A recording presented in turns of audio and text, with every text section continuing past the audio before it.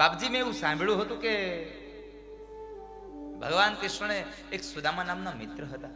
અરે હા રાજા, તારી વાત બરાબર છે, તે બરાબર સાંભળ્યું છે, કંઈ ખોટું નથી.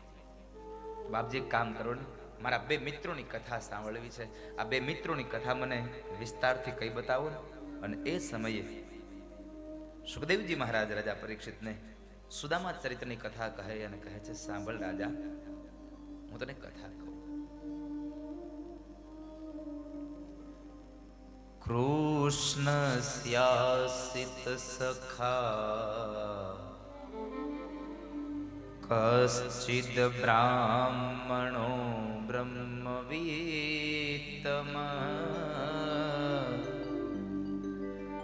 વિરક્ત ઇન્દ્રિયાર્થેષુ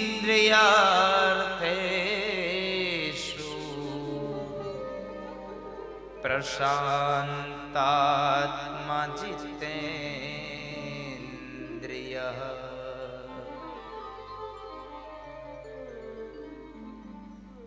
રાજા, સાંદીપની ઋષિના આશ્રમમાં જ્યારે ભગવાન ભણવા બેઠા ને, ત્યારે એમના પોરબંદરના એક બ્રાહ્મણ પરિવારના એક નાનો બાળક સુદામા નામના એમના મિત્ર હતા. સુદામા અત્યંત ગરીબ છે, એની પત્ની સુશીલા, એના બે બાળકો અત્યંત ગરીબ છે. રેવા નથી ઝૂંપડું, જમવા નથી જુવાર, અને અંગને ઢાંકવા નથી પૂરા વસ્ત્રો. છતાં પણ ભાગવતકાર એમ કહે છે, તમે સુદામાને કોઈ ગરીબ કહી અને ગાળો ન દેશો, કારણ એની પાસે ભલે પૈસાનું ધન ન હતું, પણ વિદ્યાનું ધન અમાપ હતું. કારણ આટલી ગરીબાઈ હતી છતાં પણ સુદામાને અયાચક નામનું મોટામાં મોટું વ્રત હતું કે મરવું પણ કોઈ દિવસ કોઈના પાસે માંગવું નહીં. અયાચક વ્રત છે.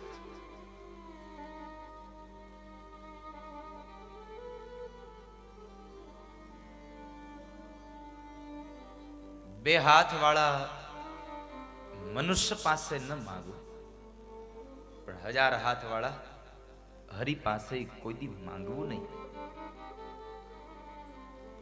એક વખતના સમયે બન્યું એવું, સુદામાના બે બાળકો 2 દિવસથી ભૂખ્યા છે, બહુ ભૂખ લાગી છે. એટલે માં સુશીલાને કહે છે, માં હવે બહુ ભૂખ લાગી છે, જમવાનું આપને. સુશીલાની આંખો જળથી ભરાઈ ગઈ છે. આકાશ તરફ નજર કરીને કહે છે કે હે પ્રભુ, તમારે મને માં બનાવી હતી તો મારા બાળકોને જમાડી શકું એટલું તમારે મને ભોજન આપવું હતું, એટલું અનાજ મારા ઘરમાં આપવું હતું. અને જો અનાજ આપવું જ નહોતું, તમારે આટલી જ ગરીબાઈ આપી હતી, તો હે પ્રભુ તમારે મને માં નહોતી બનાવી. કારણ મારા દીકરાઓનું દુઃખ મારાથી નથી જોયું જવાતું.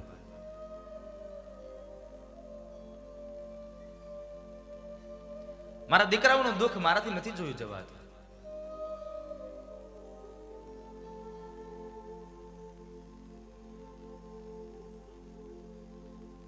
સુશીલાને યાદ આવ્યું, મારા પતિ એમ કહેતા હતા કે મારે એક મિત્ર હતો દ્વારિકાવાળા. દ્વારિકાવાળા તો અંતર્યામી છે, કોઈકના મનની વાતને જાણનારું માણસ છે. લાવને મારા પતિને કહું, એ દ્વારિકા જાય, જો દ્વારિકા જશે ને તો કદાચ મારા પતિના ઢંગ ઉપરથી એને ખબર પડી જશે. એટલે દ્વારિકા વાળો મારા પતિને ખાલી હાથ નહીં આવવા દે, અને મારા પતિને આ જઈને આવશે ને તો મારા બાળકો ભોજન ભેગા થશે.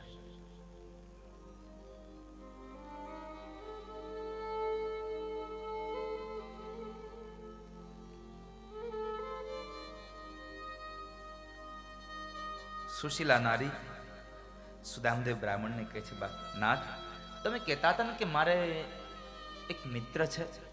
અરે હા સુશીલા, દ્વારિકા વાળો મારો મિત્ર છે.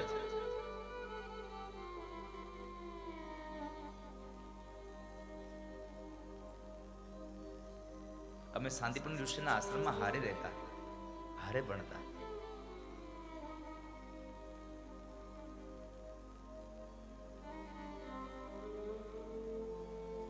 તો તમે દ્વારિકા જાઓ ને, તમારા મિત્ર પાસે જઈ આવો ને. અરે સુશીલા, તમને તો ખબર છે મારે અયાચક વ્રત છે, મરું પણ કોઈ દિવસ કોઈની પાસેથી માંગુ નહીં. અરે હું તમને માગવાનું ક્યાં કહું છું, હું તો તમને બસ એટલું જ કહું છું કે તમે તમારા મિત્રને મળી આવો અને સાથે સાથે તમે દ્વારિકાવાળાના દર્શન કરી આવો. સુશીલા, દ્વારિકાવાળાના દર્શન કરવા જવાની વાત જો તમે કરતા હોવ ને, તો દ્વારિકાવાળાના દર્શન કરવા મારે દ્વારિકા જવાની જરૂર નથી પડતી. કારણ હું મારા ઘરમાં બેસીને આંખો બંધ કરું ને તો એ દ્વારિકાવાળો મને અહીંયા દેખાઈ જાય છે, એટલે મારે દ્વારિકા જવાની જરૂર નથી રહેતી.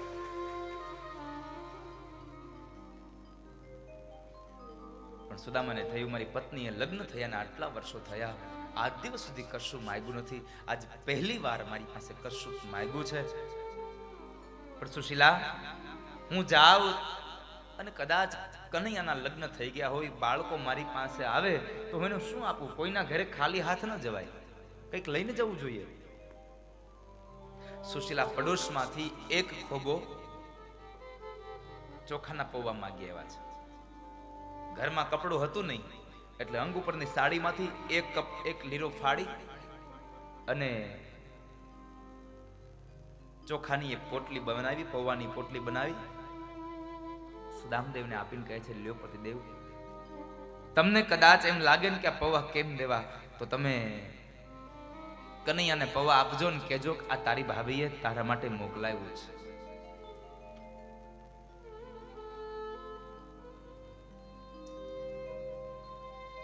ભલે સુશીલા.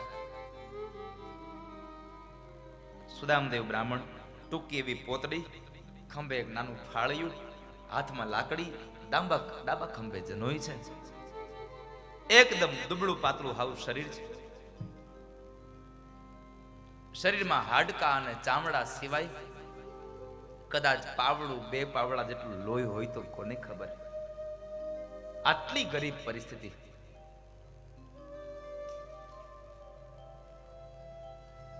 અને એ સમયે સુદામદેવ ચાલતા ચાલતા નીકળે છે, પગમાં પગરખા પહેર્યા નથી, કાંટાને કાકરાઓ વાગે છે એટલે પગમાંથી લોહીના બુંદ નીકળે છે.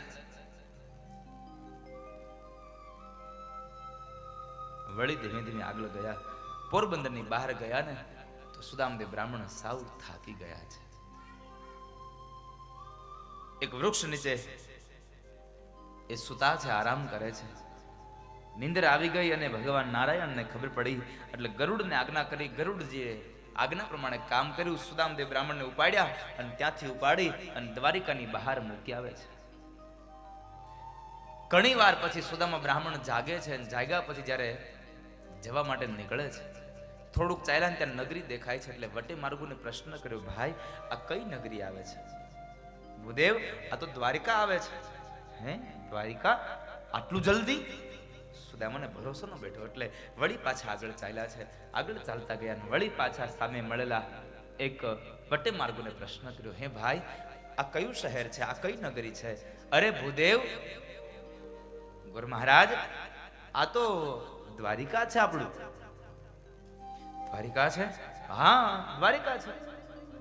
તો મને બતાવો ને, દ્વારિકા છે તો દ્વારિકાના નાથનો મહેલ, એની હવેલી ક્યાં છે? અને પેલો માણસ કહે છે, જો ભૂદેવ, સામે 52 ગજની જે ધજા ફરકે ને, બસ એ જ દ્વારિકાના નાથનો મહેલ છે. ધોળી ધજા ફર ફરે, જોતા હૃદય ઠરે. ધોળી ધજા ફર ફરે, જોતા હૃદય ઠરે. જેને ધોળી ધજાને જોઈ અને જેનું હૃદય ઠરી જાય, 52 ગજની ધજાને તમે જુઓ ને તોય આનંદ મળે. કેટલો આનંદ હોય એ ધજાનો.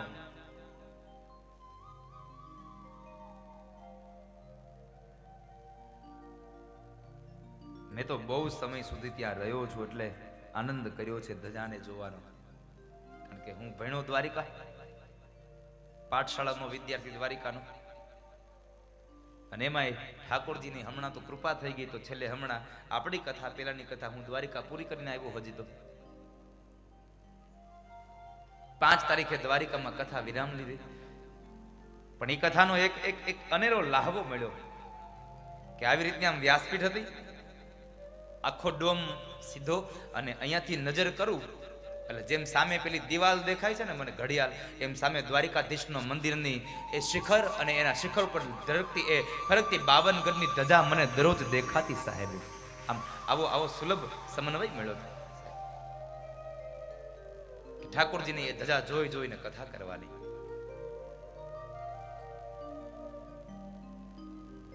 કેટલો આનંદ હોય એનો.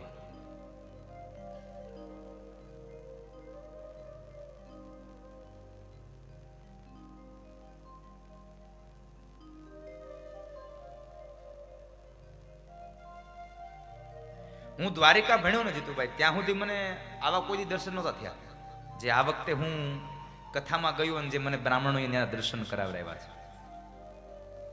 શું અલભ્ય એ જીવનનો લાહવો હતો આ વખતના દર્શનનો. એ પૂજારીઓ એટલા પ્રસન્ન હતા, એટલા રાજી હતા અમારા ઉપર. રોજના માટે દર્શન માટે લઈ જાય, રોજના માટે ભગવાનનું ચંદન આપે, ભગવાનના પાનના બીડા ખવડાવે. અને એનાથી વિશેષ તો એક વખતના સમય અમે બરાબર 5-6 વાગે બરાબર દર્શન કરવા ગયો. આખો પૂજારી પરિવાર ત્યાં હાજર હતો, ફેમિલીમાં બધા લોકો. શું સેવા કરે એ લોકો, ભગવાનના વાઘા બનાવે.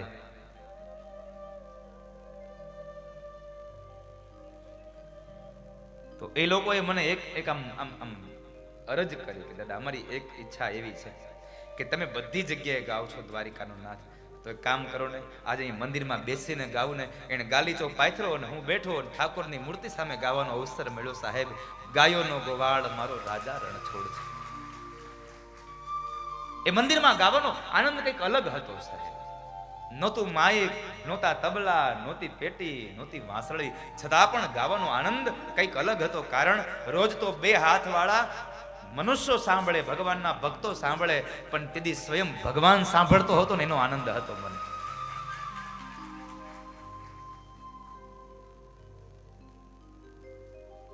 એટલે સુદામદેવ ધોળી ધજાને જોઈ અને નીકળે છે. પૂછતા પૂછતા બરાબર ભગવાન ઠાકોરજીના દ્વાર ઉપર આવે છે. દ્વારપાળે એને અટકાવ્યા છે. ભૂદેવ ક્યાં જાવ છો? ભાઈ આ દ્વારિકાના નાથની જ હવેલી છે ને. અરે હા, તો મારે કૃષ્ણને મળવું છે. અરે પણ અત્યારે બપોર થયા, અત્યારે ન મળાય. અત્યારે ન મળી શકાય. હવે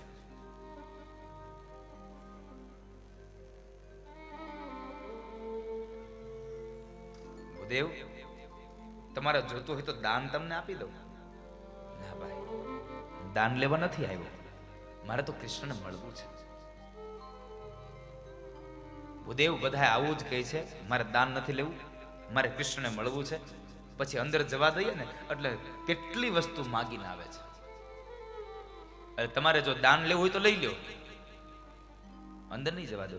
અરે ભાઈ, હું દાન લેવા નથી આવ્યો, હું કનૈયાને મળવા આવ્યો છું. હું કનૈયાનો મિત્ર છું, હું કૃષ્ણનો મિત્ર છું. શબ્દ સાંભળ્યા એટલે પેલો દ્વારપાળ ખડખડાટ હસી પડ્યો. અરે મહારાજ, અમારા મહારાજને મિત્રોની તાણ છે. અમારા રાજાને તમારા જેવો દુબળો પાતળો મિત્ર બનાવે. તમારું શરીર તો જુઓ, નથી પૂરા કપડા, નથી આમાં કઈ જેમાં હોય એવું લાગે.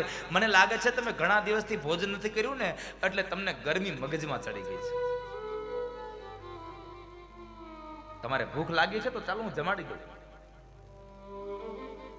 ના ભાઈ, મારે જમવું નથી, મારે કૃષ્ણને મળવું છે, હું એનો મિત્ર છું. બહુ સમજાવ્યા છતાં સુદામાદેવ બ્રાહ્મણ ન સમજ્યા ને, અને એટલે દ્વારપાળે એનું અપમાન કર્યું છે. ભૂદેવ, દાન દક્ષિણા જોતાય તો લઈ લ્યો, તમારે જમવું હોય તો જમી લ્યો, નહીં તો તાવા દ્યો. કાલ સવારે આવજો, લાઈનમાં ઉભા રહેજો. સુદામદેવ બ્રાહ્મણ જરા આમ પાછું ફરી ગયા. આવ્યો છું મળવા, નહીં જવા દે લોકો. કઈ વાંધો નહીં ભાઈ. સુદામદેવ બ્રાહ્મણ જરા આમ 2 ડગલા હજી ચાલે ન ચાલે ત્યાર પેલા બીજો દ્વારપાળ હતો, એમણે કહ્યું છે કે એ ભાઈ શું કરે છે આ તું? ગમે તેમ તો બ્રાહ્મણ છે, અને બ્રાહ્મણ સદૈવ અને માટે વંદનીય હોય છે. બ્રાહ્મણનું અપમાન ન કરશો કોઈ દિવસ. બ્રાહ્મણ તો સદૈવને માટે વંદનીય પૂજનીય છે, એનું અપમાન ન કરશો. કારણ સ્વયં ભગવાન કૃષ્ણ એમ કહે છે, આ દુનિયામાં ગમે તે હોય એની મને ખબર નથી, પણ બ્રાહ્મણો મારું શરીર છે એટલા માટે બ્રાહ્મણ વંદનીય છે. સાહેબ, ભગવાન કૃષ્ણ સ્વયં કહે છે બ્રાહ્મણો મારું શરીર છે, બ્રાહ્મણ મારું શરીર છે એટલે બ્રાહ્મણ પૂજનીય છે. સ્વયં ભગવાન કૃષ્ણ કહેતા હોય કે બ્રાહ્મણ મારું શરીર છે, તો બ્રાહ્મણોને આના વિશેષથી બીજું જોઈએ પણ શું? શરીરમાં હું બ્રાહ્મણ છું.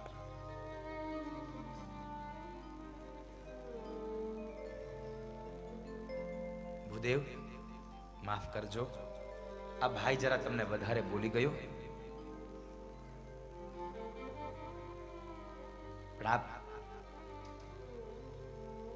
ભાઈ તમે જૈન દ્વારિકા વાળાને કયો ને એટલું કૃષ્ણને કયો ને.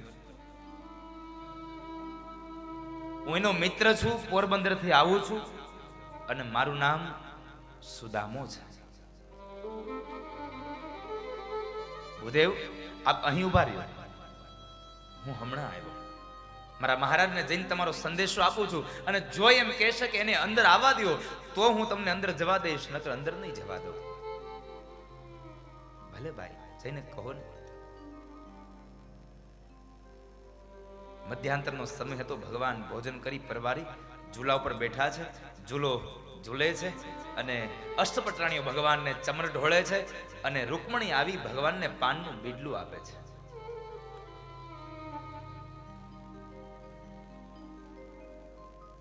અને એ સમય બરાબર દ્વારપાળ આવી ભગવાનને વંદન કરી કહે છે, પ્રભુ એક સમાચાર છે. કહો ભાઈ શું સમાચાર? આંગણે ભૂદેવ આવ્યા છે. સાવ દુબળું પાતળું શરીર છે, ઘણા દિવસથી ભોજન કર્યા ન હોય આવું લાગે છે. અરે ભાઈ એને ભોજન કરાવી દો. મહારાજ અમે એને ભોજનની વાત કરી પણ એ ભોજન કરવાની ના પાડે છે.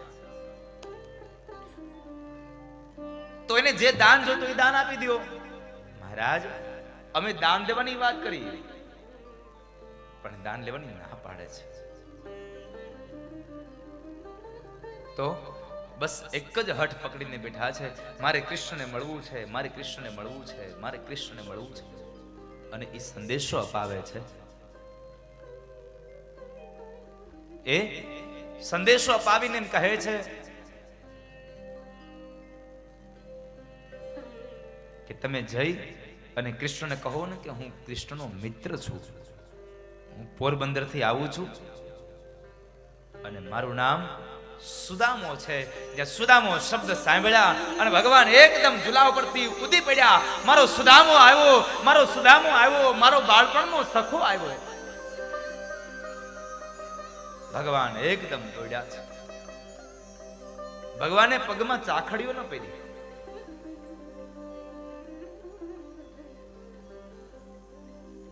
ભગવાન એકદમ દોડતા જાય, 56 સીડી ઉતરે ભગવાન, અને ભગવાનનું અંગ ઉપરનું ઉતરી નીચે પડી ગયું ને છતાં પણ ભગવાન એ ઉતરીને લેવા માટે ઉભા ન રહ્યા અને મોઢામાંથી એક જ માત્ર શબ્દ નીકળ્યો, મારો સખો આવ્યો, મારો બાળપણનો સખો, મારો સુદામો આવ્યો.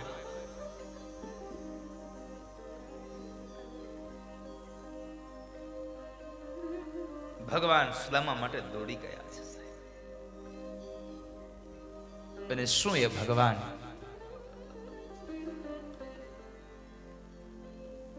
ભગવાન તો ગમે તેના માટે દોડ્યો આવે. મેલા ઘેલા કપડામાં સુદામાજી આવે અને દ્વારપાળ દરવાજે એને અટકાવે.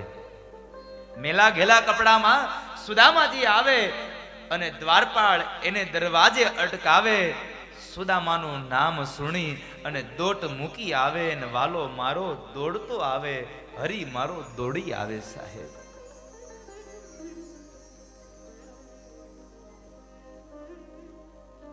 ઈશ્વર દોડતો આવે છે. એકદમ ભગવાન 56 સીડી ઉતરીને ગયા છે અને ગયા તો ખરા પણ દરવાજે જઈ અને સુદામાને બાથમાં ભીડી અને સુદામાને ગોળ ગોળ ફેરવો છે. ભગવાને સુદામાને તેડી લીધા છે. ભગવાન સુદામાને બાથ ભીડી કૃષ્ણએ અને સુદામાએ બાથ ભીડી કૃષ્ણને, કૃષ્ણએ બાથ ભીડી સુદામાને. બે મિત્રો મળ્યા છે. સુદામાએ કૃષ્ણને જોયા અને કૃષ્ણએ સુદામાને જોયા. આ બેયની આંખોના ખૂણાઓ ભીના થયા છે. કારણ સાંદીપની ઋષિના આશ્રમમાં ભણ્યા, ત્યાંથી જ્યારે વિખૂટા પડ્યા પછી આજ પહેલી વાર મળ્યા છે. આજ સૌ પ્રથમ વાર મળ્યા છે.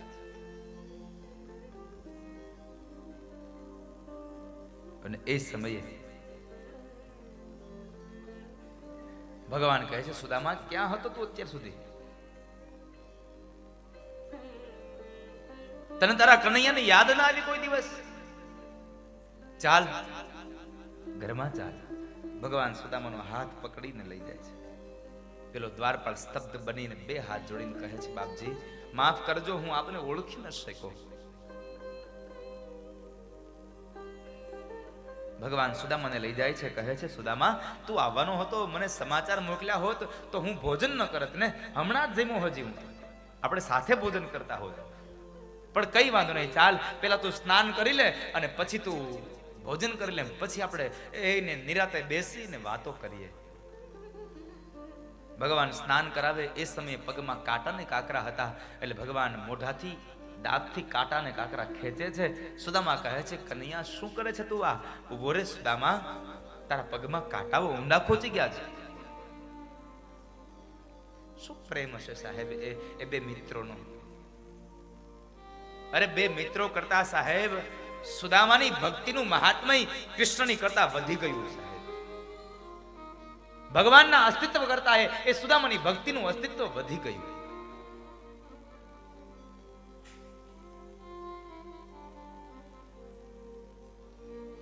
એ સમયે સુદામાના પગમાંથી કાંટા કાંકરા કાઢ્યા છે. ભગવાને પગ પખાડ્યા અને અંતે જ્યારે ભગવાને એનું ટૂંકી પોતડી કઢાવી નાખી અને નવું પીતાંબર પહેરાવ્યું છે. સુદામા રાજી થયા. આજે નવું પીતાંબર મળ્યું મને. પીતાંબર પહેર્યું અને ભગવાને ભોજન કરાવ્યા. ભોજન કરી પરવારી બે લોકો બેઠા છે અને બે મિત્રો જ્યારે બેઠા બેઠા વાતો કરે છે ને એ સમયે કૃષ્ણ કહે છે, સુદામા તે લગ્ન કઈ કર્યા કે નહીં? અરે હા કનૈયા, લગ્ન કર્યા ને. તો મારી ભાભીનું નામ, એનું નામ સુશીલા છે. ગુણમાં પણ સુશીલા જ છે, નકર નામ હોય એવા ગુણ બહુ ઓછા હોય. હા, નામ પ્રમાણના ગુણ બહુ ઓછા હોય. અત્યારે તો જે નામ આવ્યા એના કઈ અર્થની જ ખબર ન પડે આપણને. નામ પ્રમાણના ગુણો હોવા જોઈએ. મારે બે બાળકો છે. શું કરે છે બધા? અરે બધા મજામાં છે કનૈયા, બહુ મજા કરે છે. એમ નથી કીધું મારા દીકરાઓ 2 દિવસથી ભૂખ્યા છે. બધા બહુ મજા કરે છે. તો તું ધંધો શું કરી છો? અરે ત્રિકાળ સંધ્યા કરું અને બાકીના સમયમાં એને હરિભજન કરું. અમારું ગુજરાન ચાલ્યું જાય છે. પછી ભગવાનને સુદામે પૂછ્યું, કનૈયા આ તે બધું મને પૂછી લીધું, પણ તું તો કે તે લગ્ન કર્યા કે નહીં? હા સુદામા, મેં લગ્ન કર્યા. તો ક્યાં છે તારા પત્ની, તારા ઘરવાળા ક્યાં છે? આ ઉભા. આમ ભગવાનમાં હાથ ફેરવો ને. સુદામો કહે છે, પણ આ તો 8 છે. 8 જ અહીંયા છે. આ અમારી અષ્ટપટરાણીઓ છે. અમારી અષ્ટપટરાણીઓ છે. 8 મારી પટરાણીઓ, મારી રાણીઓ છે. એટલે તો ઘણા નથી કહેતા ભગવાને 16,108 કર્યું હતું, તો આપણે 2-3 ન કરાય? એ ભગવાન હતા, તું ભગવાન નથી. કનૈયાએ કર્યું એમ જો કરવા જાઓ ને તો વાહ ખોખરા થઈ જાય. એને કીધું એમ કરાય.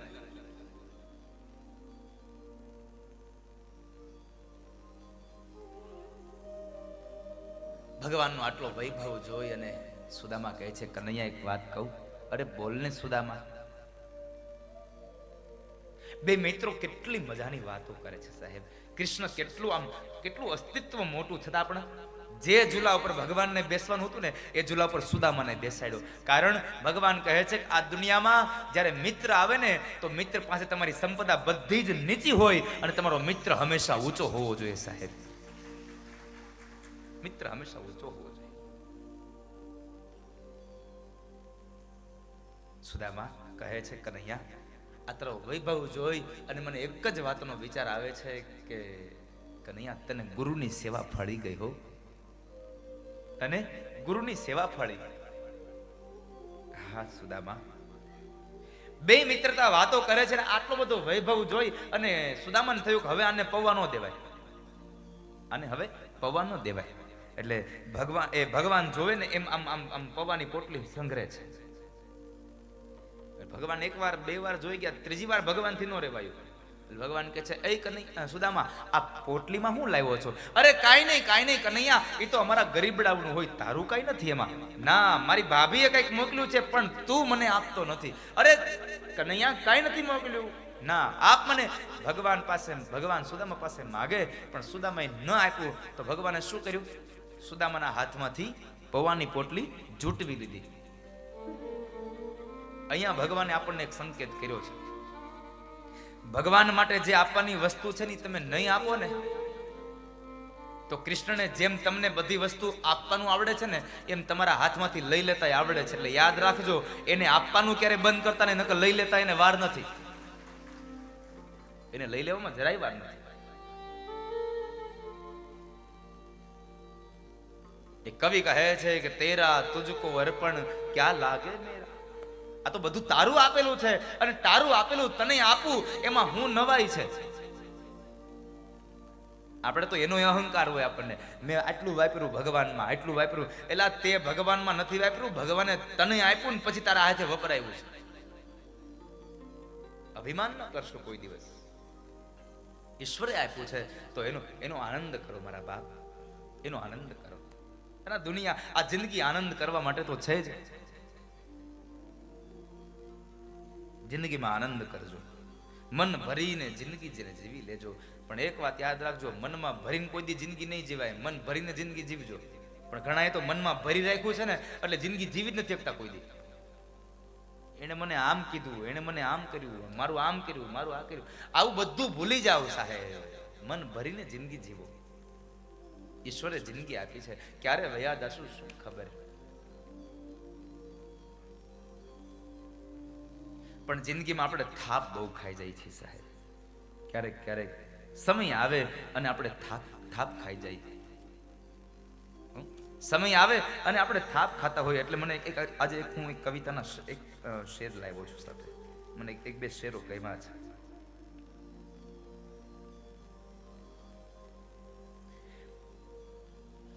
મારું અને તારું કરતો રહ્યો આજનો સ્વાર્થી માનવી. મારું અને તારું કરતો રહ્યો આજનો સ્વાર્થી માનવી. સમય આવીએ ઈશ્વરને રિશ્વત દેતો જાય છે. સવાલ જિંદગીનો અહીંયા ક્યાં કોઈને પૂછાય છે. સજાવી લીધા નિર્જીવ જેવા સંબંધોને એક છબીમાં. સજાવી લીધા નિર્જીવ જેવા સંબંધો એક છબીમાં. મોજે દરિયા કહેતો માનવી અંદરથી બહુ દુભાતો જાય છે. સવાલ જિંદગીનો અહીંયા ક્યાં કોઈને પૂછાય છે. રામ ભલે કરે વર્ષોના વનવાસ અહીંયા. જેની પાસે અસ્તિત્વ છે, જેને આ દુનિયા પૂજે છે, આટલું મોટું સામ્રાજ્ય, 3 લોકનો અધિપતિ, છતાં પણ રામ ભલે કરે વર્ષોના વનવાસ અહીંયા. એને ભૂલ નથી ખાધી ક્યાંય. પણ સોનાની નગરીનો રાવણ થાપ ખાતો અહીં દેખાય છે. સમય આવીએ સવાલ જિંદગીનો અહીંયા ક્યાં કોઈને પૂછાય છે. સપનાઓનો સૂરજ સાંજ પડીએ હંમેશા આથમી જાય છે સાહેબ. સપનાઓનો સૂરજ તો આથમી જતો હોય. અત્યારનો સમય મેં હમણાં કહ્યું ને, પાછળ એક પૈસાની પાછળ પાગલ બનેલો માણસ, કે પૈસા પાછળના પાગલપણને ભેટી રહ્યા સૌ. પૈસા પાછળના પાગલપણને ભેટી રહ્યા સૌ. માનવી જ માનવીને છેતરતો થઈ જાય છે. સવાલ જિંદગીનો અહીંયા ક્યાં કોઈને પૂછાય છે. છેલ્લે એક બહુ સુંદર પંક્તિ લખી છે. આ ભીમાણી ધવલની કવિતા છે. મોરબીનો બાજુમાં ટંકારા, એનો ભીમાણી ધવલ અને ઉર્ફે અંદાજ નામ એને આપ્યું છે. બહુ સુંદર પંક્તિ લખી કે એકબીજાની લાગણીને ખો આપી રહ્યા સૌ અંદાજ. સમય જરૂર હોય ને ત્યાં સુધી બધું આપણને લાગણી વશ લાગે, પણ જેવો આપણો સ્વાર્થ પૂરો થઈ જાય ને એટલે સંબંધો પૂરા થઈ જાય. આપણે ખો આપી દઈએ. હવે તમારું અને ખો શું કામ હોય, એને ઊભું થવાનું, આપણે બેસી જવાનું. એકબીજાની લાગણીને ખો આપી રહ્યા સૌ અંદાજ. સવાલ જિંદગીનો અહીંયા ક્યાં કોઈને પૂછાય છે. સપનાઓનો સૂરજ તો સાંજ પડે રોજ આથમી જાય છે. સવાલ જિંદગીનો અહીંયા ક્યાં કોઈને પૂછાય છે. અંદાજે બહુ સુંદર મજાની પંક્તિઓમાં લખ્યું છે. પણ આ તો એ કૃષ્ણનો વૈભવ હતો સાહેબ. એ વૈભવને જોઈ અને સુદામાએ પૌવાની પોટલી સંઘરી, પણ કૃષ્ણ જોઈ ગયા. ભગવાને પૌવાની પોટલી જુટવી લીધી, એક પછી એક ગાંઠને ખોલે છે અને એમાંથી પૌવા નીકળ્યા. 3 વસ્તુ બની. પેલા વેલા 8 પટરાણીઓ બોલ્યા, લ્યો આ તો પૌવા છે. બીજી વાત, શરમને લઈ સુદામા નીચે જોઈ જાય છે. અને ત્રીજી વાત કે પૌવાને જોઈ અને કૃષ્ણની આંખ અશ્રુથી રડે છે. આંખમાં અશ્રુની ધારા વહે છે. શા માટે? પૌવાને જોઈને યશોદાની યાદ આવી ગઈ કે પેલી યશોદા શરદ પૂર્ણિમાની રાત્રિ હોય ને તો દૂધમાં સાકર ભેળવે, એમાં પૌવા પલાળે, નેવા ઉપર મૂકે તપેલી અને ચંદ્રમાના તેજથી તપાવી અને પછી માં યશોદા મને એ દૂધમાં પલાળેલા પૌવા ખવડાવતી ને, એટલે આજ એ પૌવાને જોઈ યશોદાની યાદ આવી. પણ અહીંયા ભાગવતકાર મહાપુરુષો બહુ સુંદર કહે છે કે યશોદાના પૌવા દૂધમાં પલાળેલા હતા તો સુદામાના પૌવા કોરા હતા?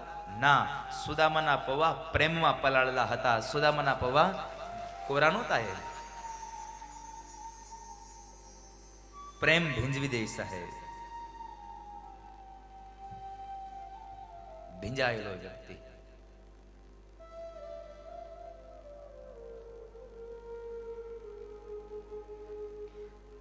ભગવાન કહે છે, એલા સુદામા, તને હજી એકલા ખાવાની આ ટેવ નથી ગઈ?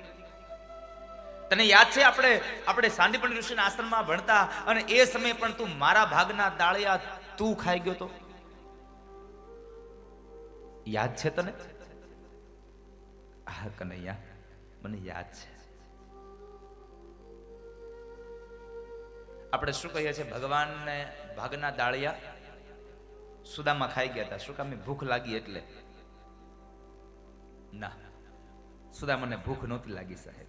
પણ એની પાછળનો એક મર્મ હતો, એકમાત્ર રહસ્ય એ હતું કે જ્યારે ગુરુપત્ની પૌવા ભરતા હતા ને ત્યારે દરિદ્રતાનો યોગ ચાલુ હતો અને એ દરિદ્રતાના યોગમાં ભરાયેલું જે અનાજ છે એ અનાજ કોઈ માણસ ખાય એટલે એના જીવનમાં ગરીબાઈ આવે. એટલે સુદામાને થયું કે આ પૌવા કૃષ્ણ ખાશે તો એના જીવનમાં ગરીબાઈ આવશે, દરિદ્રતા આવશે, એટલે મારા કનૈયાને ત્યાં દરિદ્રતા ન આવે ને એટલા માટે સુદામાએ પૌવા ખાધા કે હું ગરીબ થાવ તો ભલે થાવ પણ મારો મિત્ર ગરીબ ન હોવો જોઈએ. મારો કૃષ્ણ મિત્ર મારો ગરીબ ન હોવો જોઈએ. અને એ સમયે સુદામાએ બધા દાળિયા ખાધા હતા.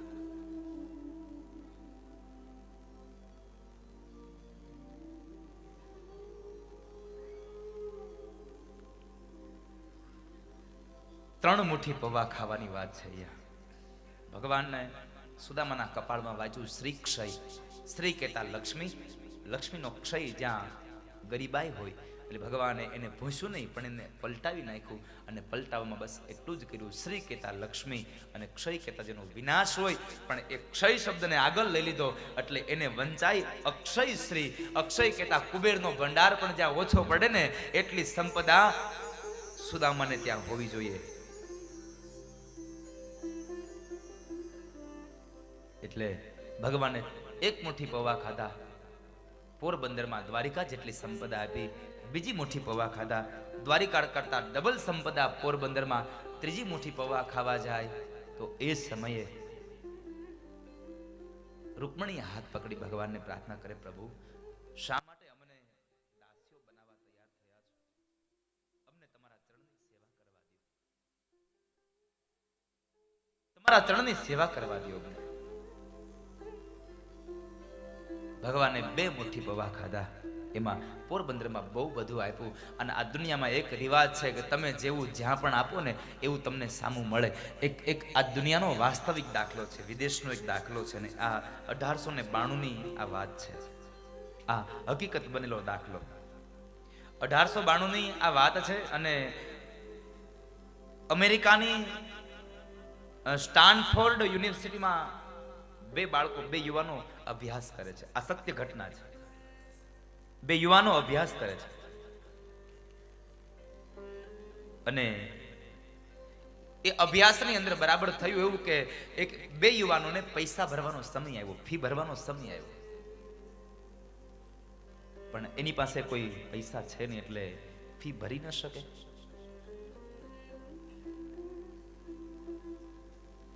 એમાં એક બાળકો એવા હતા કે જેને કોઈ સગા સંબંધી પણ નતા. કારણ એની બાલ્ય અવસ્થા તો અનાથ આશ્રમમાં ઉછરી હતી. આ સત્ય ઘટના છે. આ કોઈ કાલ્પનિક ઘટના નહીં, સત્ય ઘટના. એટલે એ બાળપણની અંદર એ અનાથ આશ્રમમાં હતો. એટલે હવે કોઈ કદાચ સંબંધી હોય, કોઈ ઓળખીતા હોય તો કોઈકને કહે તો કદાચ ફી ભરી દે. પણ એ બાળકની કોઈ ફી ભરવા માટે તૈયાર હતું નહીં. એટલે એ યુવાને બરાબર 2 યુવાનો આવી રીતની પરિસ્થિતિમાં હતા, ખૂબ મૂંઝાયા. એટલે એમણે એક કંઈક કરવાની ઈચ્છા થઈ અને યુવાનોને કંઈક નવું કરવાની ઈચ્છા હોય. એટલે એમણે એક સંગીત પાર્ટીનું આયોજન કર્યું કે સંગીત પાર્ટીનો આપણે શો કરીએ અને એમાં ટિકિટના પૈસા આવશે ને એ ટિકિટના પૈસામાંથી આપણો સંગીતનો પાર્ટીનો ખર્ચ પણ નીકળી જશે અને થોડાક પૈસા વધશે તો આપણી ફી પણ ભરાઈ જશે. આવી એક મહેચ્છાથી એણે આયોજન કર્યું. અને એ વખતે એમના એ 2 યુવાનોના નસીબ ખૂબ સારા કે એ વખતે આ દુનિયાનો જગત વિખ્યાત પિયાનોનો આર્ટિસ્ટ આઈજે પેડ્રેવસ્કી, પિયાનો આર્ટિસ્ટ, અને એ બરાબર એ જ શહેરમાં હતા, અમેરિકામાં હતા. આ 2 યુવાનોએ જઈ અને એની પાસે એક આ સંગીતના એક પ્રોગ્રામની તારીખ નક્કી કરી. અને એ વખતે એ પિયાનો આર્ટિસ્ટની ફી હતી $2000. પ્રોગ્રામ નક્કી થયો, ટિકિટ શો હતો એટલે ટિકિટ વેચવા લાગ્યા. પણ કમનસીબે સાહેબ બન્યું એવું ને કે પૂરી ટિકિટ નો વેચાણી. આ નસીબ ક્યારેક સાથ આપતો બંધ થઈ જાય ને તો માણસ ગમે તેમ કરે ને તો એ ક્યાંય ન પહોંચી શકે. અને જ્યારે નસીબ ઉપરથી તમારા પાંદડાઓ ખસી જાય ને એટલે તમે ઊંધા નાખો ને ચોકઠા તોય સત્તા પડે. તો નસીબની બલિહારી છે. એટલે બરાબર નસીબને લઈ અને એના પૂરી ટિકિટના શોના એ ટિકિટ વેચાણી નહીં. કાર્યક્રમનો દિવસ આવ્યો, કાર્યક્રમ ખૂબ થયો પણ એમાં ટિકિટો પૂરી નહોતી વેચાણી કારણ કે સમય બહુ ઓછો હતો.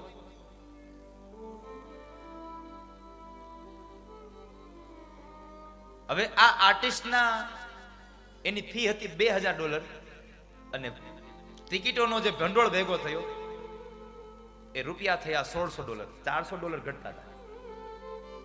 છતાં પણ આ 2 યુવાનો બીજા દિવસે એ પેડ્રેવસ્કીનો આભાર માનવા માટે અને એની ફીના પૈસા ચૂકવવા માટે આવ્યા છે. આવીને કહે છે, સરજી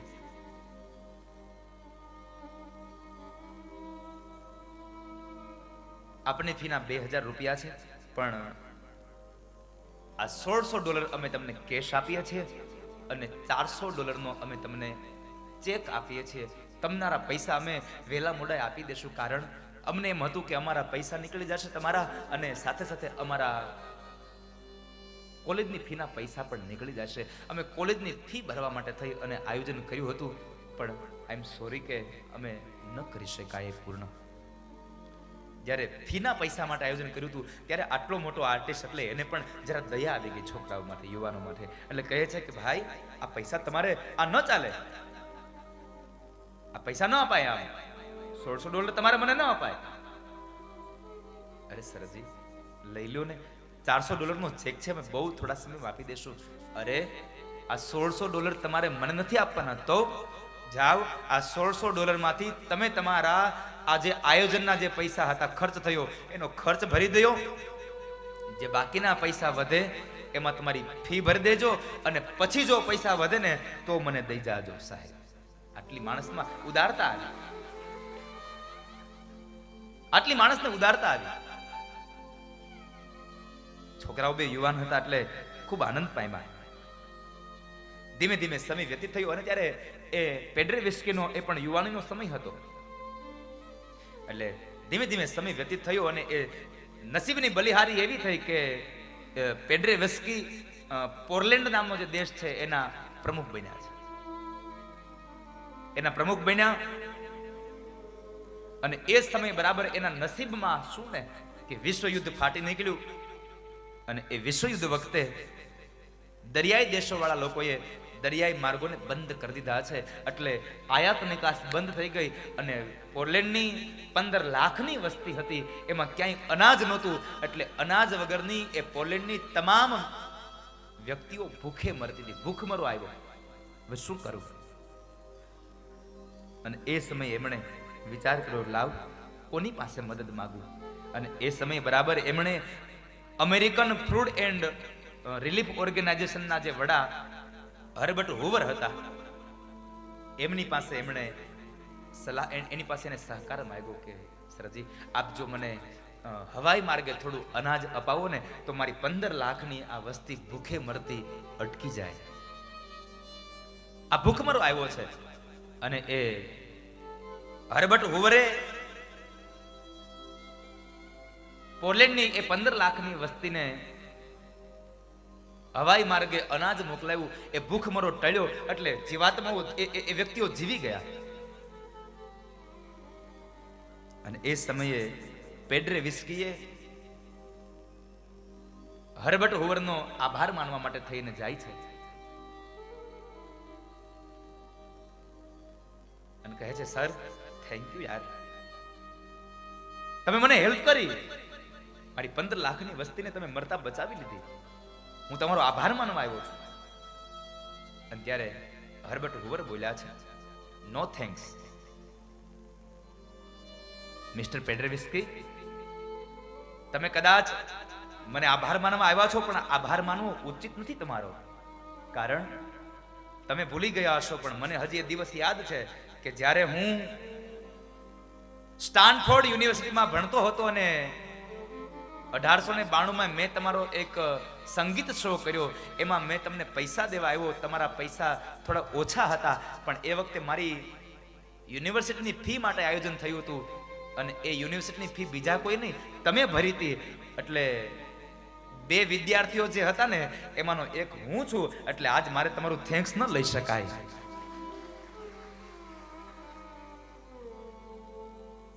આ દુનિયામાં તમે સાહેબ જેવું જેને આપો ને એવું તમને સામું મળતું હોય છે. આ દુનિયાનો નિયમ છે. અહીંયા સુદામાએ ભગવાનને પૌવા આપ્યા અને એ પૌવાની અંદર ભગવાને શું આપ્યું તો કહે છે, દ્વારિકાની સંપદા પણ ઓછી પડે ને એટલી સંપદા એણે પોરબંદરમાં આપી દીધી. બાપ અત્યંત એક આમ લાગણીશીલ પ્રસંગ છે.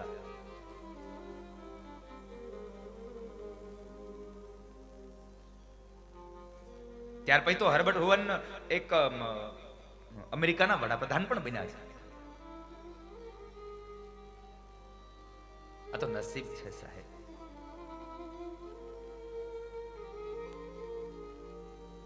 એક રાત્રે સુદામદેવ રોકાયા અને બીજા દિવસે સવારનો સૂર્ય ઉદય થાય અને સુદામા નીકળે છે અને એ સમયે પ્રસંગ બન્યો બહુ અત્યંત આમ આંખને અને હૃદયને દ્રવી જાય એવો પ્રસંગ છે. ઓરડામાંથી બેસી થોડી ઘણી વાતો કરી અને સુદામદેવ નીકળે છે. ઓરડાના દરવાજામાં પહોંચ્યા ને સુદામા બ્રાહ્મણ, ત્યારે ભગવાન કૃષ્ણએ અવાજ કર્યો છે, એ સુદામા અહીંયા આવતો જરા. સુદામાને એમ કે કનૈયાને કંઈક કામ હશે. સુદામા પાછા આવે છે.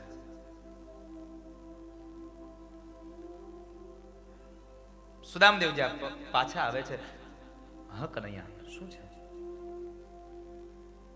ભગવાન કંઈક સુદામાને કહેવા માંગે છે, પણ હોઠ સુધી આવેલા શબ્દો પાછા વહી ગયા અને ભગવાને આખી વાત બદલી નાખી અને કહે કઈ નહીં સુદામા, ખાલી હતો એમ કહેતો તો પાછો મળવા આવજે હો. હા કનૈયા આવીશ. સુદામા જાય છે.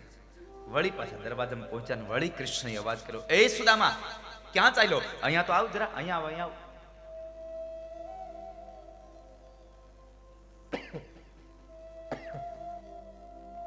અને એ સમયે વળી પાછા સુદામદેવ કૃષ્ણ પાસે આવે છે. કનૈયા પાસે આવી કહે, બોલ કનૈયા શું કહેવું છે?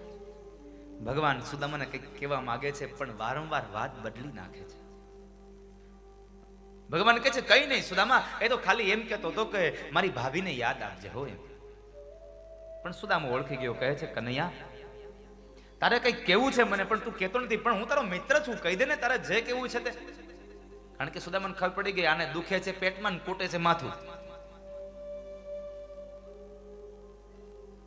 અરે તારે જે કેવું છે મને કહી દે, શું વાત છે?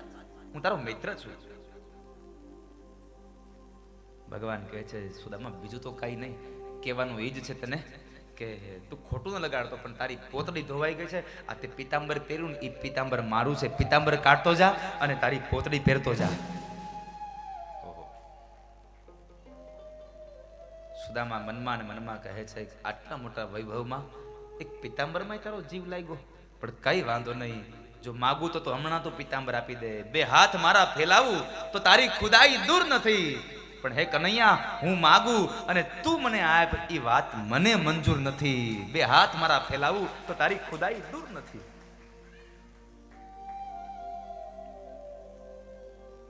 દાઉજી મહારાજ કૃષ્ણની બાજુ ઊભા છે. દાઉદાદા કહે છે કનૈયા શું કરે છે તું? આ પોરબંદરમાં આટલું આપ્યું અને છતાં પણ તું એક પિતાંબર કઢવે છે અહીંયાથી?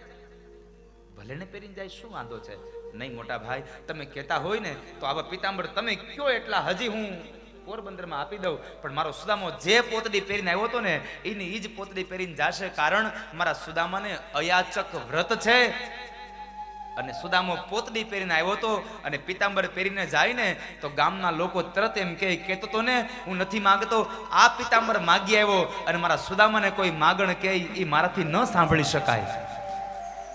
મારા સુદામાને કોઈ માંગણ કહે એ હું ન સાંભળી શકું.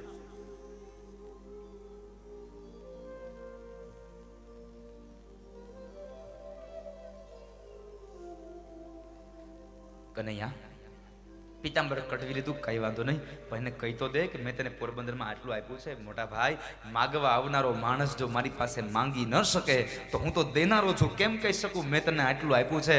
દાન દઈને કોઈ દિવસ આશા ન રાખો કે હું તમને કહી દઉં. 56 સીડીઓ ઉતરે છે ને એ સમયે દાઉજી મહારાજ કહે છે કનૈયા દારૂકને કેને રથ લઈને મૂકી આવે? ના મોટા ભાઈ, સુદામાને હાલીને જવા દો. કારણ આ સુદામા જેવો પવિત્ર બ્રાહ્મણ એના ઉઘાડા પગે મારી દ્વારિકાની આ ધરતીમાં ચાલશે ને એટલે મારી દ્વારિકા પાવન અને પવિત્ર બની જશે. કારણ જ્યાં બ્રાહ્મણોના પગલા પડે ને એ ધરતી પાવન અને પવિત્ર બને છે. માટે સુદામાને ઉઘાડા પગે ચાલવા દો. સુદામા ચાલીને પોરબંદરમાં આવે છે. પોરબંદરમાં આવીને જ્યાં જુએ તો પોતાના જ્યાં ઝૂંપડા હતા ત્યાં મહેલ બની ગયા. પોતાના છોકરાઓ રાજાના કુંવર જેવા કપડાં પહેરીને આવ્યા. પિતાશ્રીનો હાથ પકડીને લઈ જાય છે. સુશીલાને કહે છે સુશીલા શું છે બધું આ? સુશીલા પણ સજલ નહીને બોલ્યા છે નાથ તમારા મિત્ર આવ્યા હતા ને બધું આપી ગયા છે. દ્વારિકા વાળા તમારા મિત્ર આવ્યા ને બધું આપી ગયા છે. આટલું શબ્દ સાંભળ્યા ને તો સુદામાની આંખમાંથી દળ દળ દળ અશ્રુની ધારા વહી અને સુદામા બોલે છે કે હે કનૈયા એક પિતાંબર કઢવી લીધું અને પોરબંદરમાં આટલું બધી આપી દીધું તે મને? કૃષ્ણએ કરુણા કરી ભાગની રેખા ફરી કૃષ્ણએ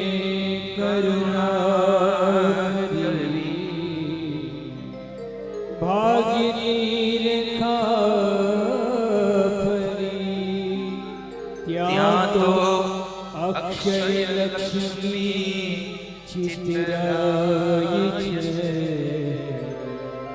જુઓ સુદામાની દ્વારિકામાં જાય છે.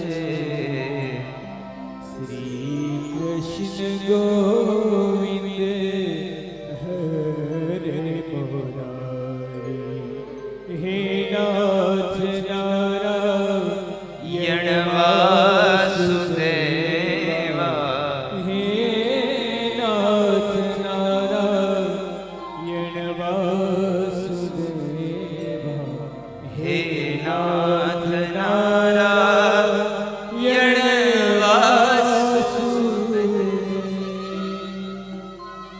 સુદામચરિત્રની આ કથા સુખદેવજી મહારાજે રાજા પરીક્ષિતને સંભળાવી.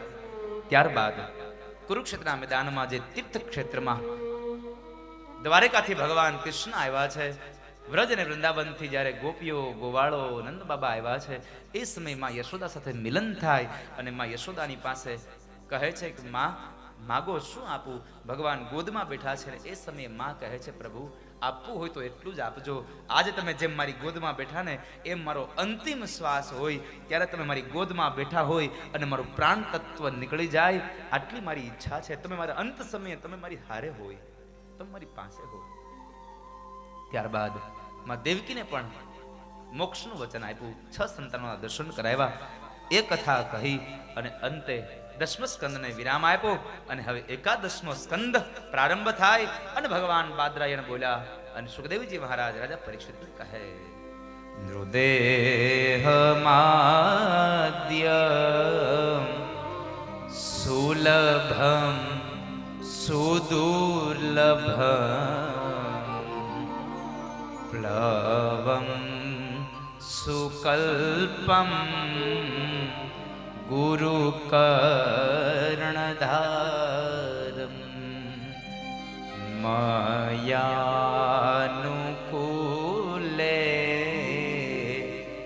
નનભ સ્વતૈરિતમ પુમાન ભવાબ્ધિ ન તરેત સ આત્મા પુમાન ભવાબ્ધે ન તરેત સ આત્મા. 11મો સ્કંદ એટલે ભગવાનનું સ્વધામ ગમનની કથા. એ ભગવાનના સ્વધામ ગમનની કથામાં બ્રાહ્મણોના શાપને લઈ, ઋષિઓના શાપને લઈ અને ભગવાનને યદુવંશનો ક્ષય થયો. બાપજી આવું તે શું થયું કે બ્રાહ્મણોએ શ્રાપ આપ્યો? તો કહે છે ભગવાન કૃષ્ણના પત્ની જાંબવતીનો દીકરો સાંબ, અને એ સાંબે ઋષિમુનિઓની મજાક કરી સ્ત્રીનો વેશ પહેરીને ગયા, ગર્ભવતી હોવાનો સ્વાંગ રચ્યો અને કહે છે કે બાપજી આ સ્ત્રીને દીકરો આવશે કે દીકરી આવશે? અને ત્યારે ક્રોધની મૂર્તિ દુર્વાસાએ શ્રાપ આપ્યો કે હે યાદવો, તમે અમારી મજાક કરી છે એટલે શ્રાપ દઉં છું કે નહીં દીકરો આવે નહીં દીકરી આવે, પણ આમાંથી હળમુસળ પેદા થશે અને એ હળમુસળથી તમારા યદુવંશનો ક્ષય થશે. યદુવંશને 2 વ્યક્તિનો શ્રાપ હતો, એક દુર્વાસા ઋષિનો અને એક કૌરવોની માતા ગાંધારીનો. કૌરવોની માતા ગાંધારીનો શાપ હતો. એકલો મરીશ, અસહાય મરીશ, દુખી થઈને મરીશ અને પશુના મોતે મરીશ.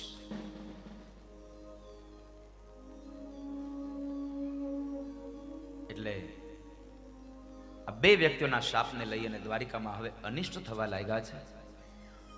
દ્વારિકામાં અનિષ્ટ થવા લાગ્યા એટલે ભગવાન ઉદ્ધવજી મહારાજને જ્ઞાનનો ઉપદેશ આપતા કહે છે ઉદ્ધવ, તમારે જગતને દુનિયાને એક જ્ઞાનનો ઉપદેશ આપવાનો છે, મારું જ્ઞાન આ દુનિયાને કહેજો. એટલે ઉદ્ધવ સમજી ગયા કે હવે ભગવાન લીલા સમેટવાની ક્રિયા કરી રહ્યા છે. એટલે ઉદ્ધવે ભગવાન પાસે કહ્યું પ્રભુ મને સાથે લેતા જાઓ. ઉદ્ધવ આ દુનિયામાં નથી સાથે આવ્યા તો નથી સાથે જવાના, એકલા જ આવ્યા અને એકલા જ જવાના, સાથી વિના સંગી વિના એકલા જવાના. આમાં કોઈ હારે આવ્યું નથી, કોઈ હારે જશે પણ નહીં. પણ તમે મારા જ્ઞાનનો ઉપદેશ આ દુનિયાને આપતા રહેજો. રામા અવતારમાં મેં ભરતને પાદુકા આપી છે, કૃષ્ણ અવતારમાં હું તમને પાદુકા આપીને જાઉં છું. આ દુનિયાના તમામ લોકોને કહેજો, ધર્મનો આશ્રય કરે, સત્યનો સ્વીકાર કરે અને સત્સંગનો મહિમા ગાય. ત્યારબાદ ભગવાન તમામ યાદવોને લઈ અને પ્રભાસ ક્ષેત્રમાં જાય, જ્યાં હિરણ્ય, કપિલા અને સરસ્વતી આ 3 નદીઓનો જે સંગમ છે. ભગવાન સોમનાથ મહાદેવના મંદિરનો જીર્ણોદ્ધાર કરાવ્યો, ભગવાનના દર્શન કરાવ્યા. પ્રભાસ ક્ષેત્રમાં જઈ ત્રિવેણી ઘાટ ઉપર તીર્થના દેવતાઓનું પૂજન કર્યું અને અંતે ભગવાને માયા રચી કે યાદવો અંદરો અંદર ઝઘડ્યા અને એ યાદવા સ્થળીમાં અંદરો અંદર ઝઘડવામાં દીકરાએ બાપને માર્યો, બાપે દીકરાને માર્યો અને એ તીર્થ ક્ષેત્રમાં યાદવા સ્થળીમાં યાદવોનો વંશ સમાપ્ત થયો. ભગવાન પ્રભાસ ક્ષેત્રમાં પીપળાના વૃક્ષ નીચે ગયા છે. ચતુર્ભુજ નારાયણ બેઠા છે, નથી બેઠા નથી સૂતા. આવી અવસ્થામાં ડાબા પગને ઊભો રાખી જમણા પગને એના ઉપર રાખીને ભગવાન બેઠા છે.